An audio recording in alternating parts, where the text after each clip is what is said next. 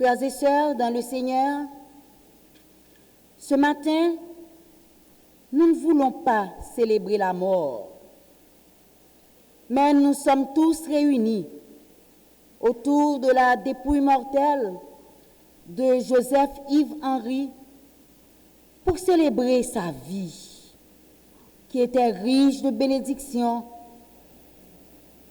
de notre Seigneur Jésus-Christ. Ces richesses ne constituaient pas seulement de biens matériels, mais surtout de la grâce qu'il a su bénéficier de son Dieu, pour qui il a travaillé corps et âme. Il a tellement reçu de son Dieu qu'il n'a pas marchandé son temps, son talent, son trésor pour l'œuvre du Seigneur. Mon père est né le 11 janvier 1945 à Méliès, dans une petite localité de Léogane. Il est issu d'une famille de 13 enfants, mais il est le 6e enfant du feu père André Henry et sa mère Elmire Dorsey. Il a reçu Christ dans sa vie en 1965 à l'église méthodiste de Méliès. Il s'est marié à sa femme Anne-Marie Sinéus Henry le 20 avril 1968. Et depuis lors, ils ne se sont jamais quittés, comme le veut la Bible, jusqu'à la mort. 55 ans de mariage, de vie commune. Il adorait sa femme, qui le dorlotait. Il lui donnait toutes sortes de noms. Yoldi, Maï, Mayotte, Yotte, et un dernier qu'on ne comprenait pas du tout, mais ciseaux. Et ça nous plaisait de les entendre. C'était un couple idéal. Tous ceux qui côtoyaient mon père savaient qu'il devait subir le martyre de l'entendre parler de sa femme. C'était dans toutes ces conversations. Il ne cessait jamais, mais vraiment jamais, de parler de sa femme.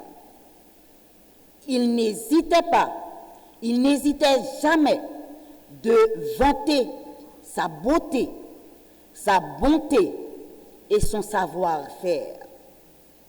Même si on ne la connaissait pas, il vous donnait envie de faire sa connaissance. C'était sa reine. Donc, point besoin de vous dire que lorsque ma mère était en voyage, sa vie était pénible.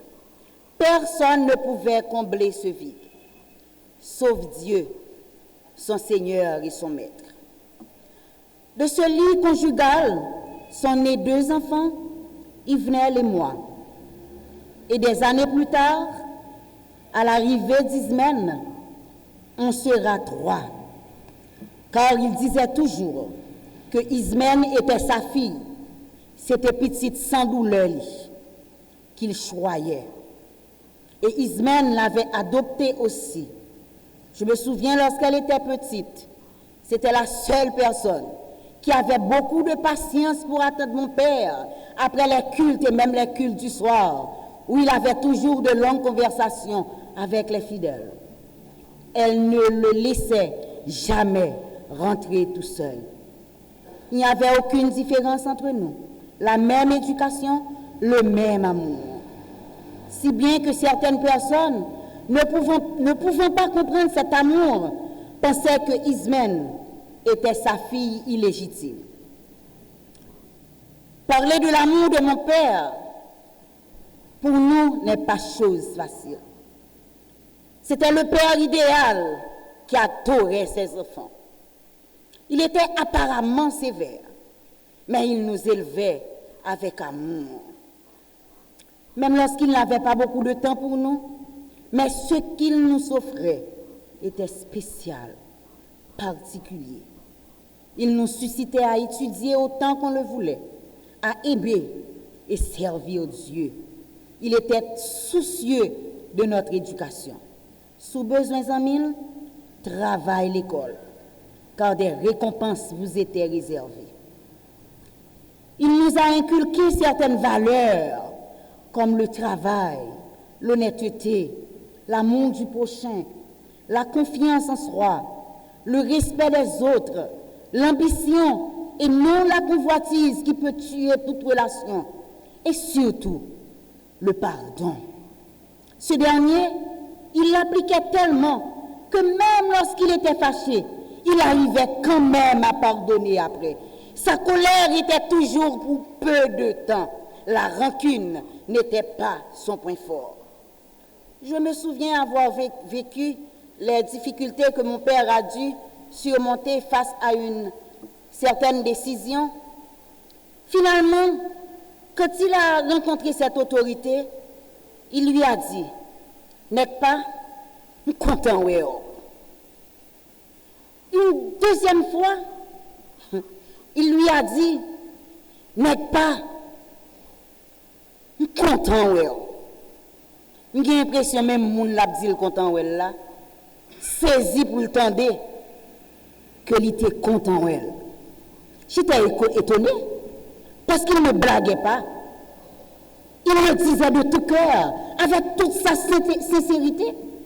J'ai voulu tester sa réaction et je lui ai dit, « Papa, tu as conscience de la personne à qui tu viens parler? À qui tu viens de parler? Tu te souviens de ce qu'elle avait fait? » Et vous savez ce qu'il m'a répondu? « La dot, bon Dieu prend soin, c'est ça qui est plus important. » Waouh! Je me suis tue. Et j'ai compris définitivement ce qu'était le pardon.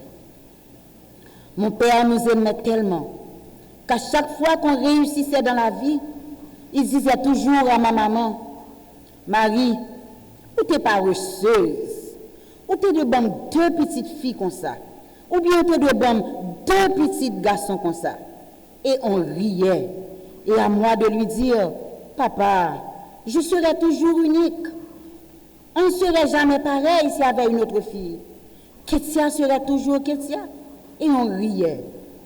Il prenait son temps pour nous féliciter. Souvent, quand il me voyait, il me disait, « Oh, sorons belle comme ça. » Je dis, « Ah, c'est pas travail ou pas le travail? Qui président ou pas le ouais? » Cette tendre attention va beaucoup me manquer. Des petites choses qu'il m'apportait quand il revenait du market. Même si les autres n'étaient pas contents, mais je ne sais pas pourquoi, il refaisait la même erreur. J'avais toujours quelque chose de spécial. Même marié, il s'assurait toujours si tout va bien. Il avait une attention spéciale pour son beau-fils Junias et sa belle-fille Barbara. Et Barbara disait toujours que grand-père était le père qu'elle n'a jamais eu. Et mon père lui disait, « Ma fille chérie, I love you. » Ses petits-fils Jonathan et Giovanni l'adoraient. Jonathan et lui avaient quelque chose en commun, l'amour du football. Donc quand il était petit, souvent ils étaient ensemble et l'emmenaient sur le terrain pour jouer. Il ne peut pas être présent aujourd'hui, mais je sais pertinemment qu'il souffre de cette absence. Sa plus grande satisfaction, c'était de voir notre réussite, l'unité de la famille et notre attachement au Seigneur. La vie de mon père se déroulait autour de deux grandes activités, l'éducation et l'Église. Au niveau de l'éducation, il a passé 10 années de sa vie à travailler à la Gonave, plus particulièrement à Saint-Philippe, avec passion. Quand il parlait de cette expérience, il n'y avait jamais de regret, mais surtout de la satisfaction de voir les jeunes de la zone aller à Petit Goâve, participer aux examens de certificat et réussir. Il n'a jamais oublié cette étape de sa vie. Les délégués de la Gonave qui sont présents aujourd'hui, sachez que mon père s'est toujours attaché à la Gonave. Il vous a toujours porté dans son cœur. Ensuite, il a été inspecteur des écoles méthodistes du district. Donc, il était souvent en province, à Petit Goâve, Jérémie au Cap Haïtien à Port-au-Prince, en visite et en formation, malgré les difficultés de transport qui existaient à l'époque. Enfin, il a terminé sa carrière professionnelle à l'école normale de Frères, où il a eu la chance de former des et des générations d'enseignants pour ce pays. Il leur a passé son amour pour l'éducation. Même moi, je n'y suis pas échappé.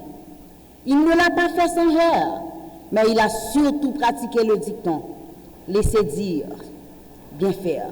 S'il y a des étudiants, des anciens étudiants et des étudiants de l'école normale de Frères qui sont présents, je vous demande de vous mettre debout dans la salle pour qu'on puisse voir l'œuvre accomplie. Voilà, presque toute l'assemblée. Et je vous demande de les applaudir, s'il vous plaît.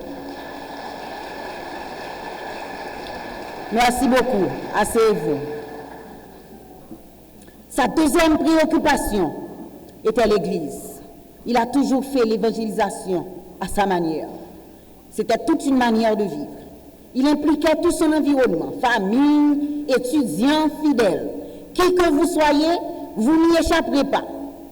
Autre méthode qu'il utilisait, même s'il n'était pas lui-même à l'église, quand il rencontrait quelqu'un, il lui disait qu'il ne l'avait pas vu à l'église dimanche. Si la personne lui répondait qu'elle était là, la prochaine question était qui avait prêché. C'est ainsi qu'il s'assurait de la présence des fidèles quand il était dans une autre congrégation. Ceci a eu des conséquences positives sur la vie de l'Église méthodiste de Frères.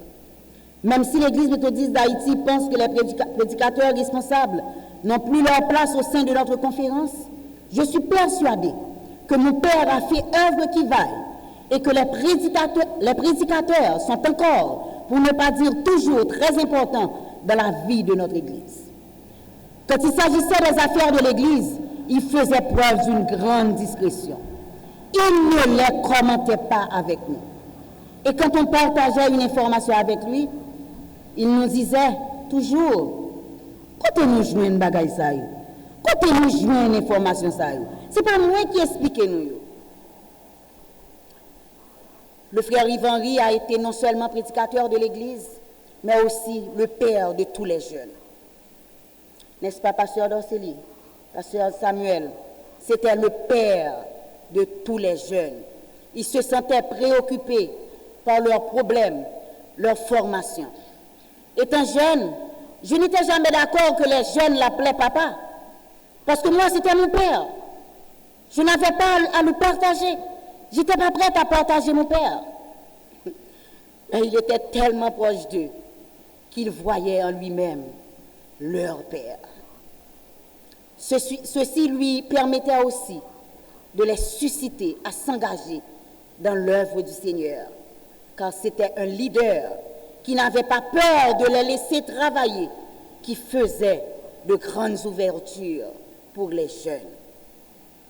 Ses versets préférés étaient Romains 8, verset 31. Que dirons-nous donc à l'égard de toutes ces choses? Si Dieu est pour nous, qui sera contre nous? 2 Corinthiens 5, verset 17. Si quelqu'un est en Christ, il est une nouvelle créature. Les choses anciennes sont passées et voici toutes choses sont devenues nouvelles.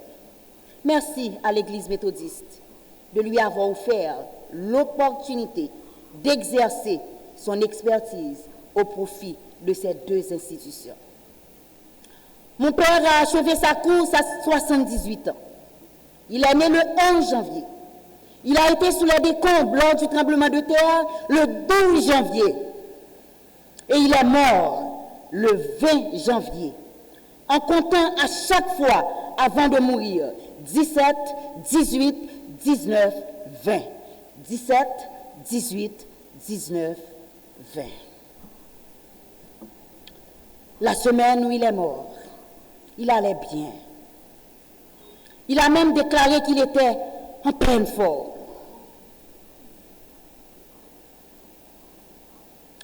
Le jour même de sa mort, il a visité la cour, les chiens.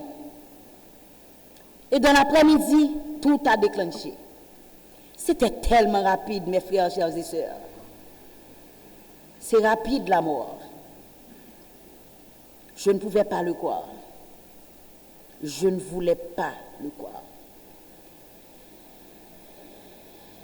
C'était incroyable, mais vrai. Mes chers amis, je vous en conjure, rachetez le temps, car les jours sont mauvais. Nous ne savons ni le jour, ni l'heure. Mais comme homme de Dieu, lui, il a été averti. On ne pensait pas que c'était si tôt. Après avoir visité Barbara qui revenait de l'hôpital, il nous a dit dans la voiture, ma mission a pris fin. Je lui ai dit, mais c'est quoi cette histoire? Parce que j'avais bien compris. Et il m'a répondu, mission finie. Mission finie. J'ai appelé Yvenel et je lui ai dit, papa a dit que mission finie. Et Yvenel m'a dit, s'il dit mission finie, qui ça que nous avons fait? Si mission finie, c'est que mission finie. La semaine avant sa mort, il a eu à révéler à Junias son souci pour l'Église méthodiste d'Haïti, qui, d'après lui, doit se ressaisir. Je vous donne le message, comme il l'a dit. Dieu l'a rappelé. On ne peut qu'accepter sa volonté. Mon père a eu un bon témoignage familial, social et spirituel. C'était un bon mari, un bon père, un bon beau-père, un bon grand-père, un bon pasteur, un bon prédicateur, un bon enseignant, un bon frère, un bon beau-frère, un bon oncle, un bon serviteur de Dieu. Un bon ami. Merci. Ô mort, où est ta victoire? Ô mort, où est ton aiguillon? Il est vrai que ce matin, nous sommes pressés de toute manière, mais nous ne sommes pas réduits à l'extrémité. Nous sommes dans la détresse, mais non dans le désespoir. Abattus, mais nous ne sommes pas perdus, frères et sœurs. Papa, on t'a aimé. Notre mère nous a appris à t'aimer. Tu nous as appris à t'aimer. Tu as combattu le bon combat. Tu as achevé la course. Tu as gardé la foi. Désormais, la couronne de justice t'est réservée. Le Seigneur, le juste juge, te la donnera. Papa, va en paix. Va retrouver ton Seigneur et ton Maître. Merci.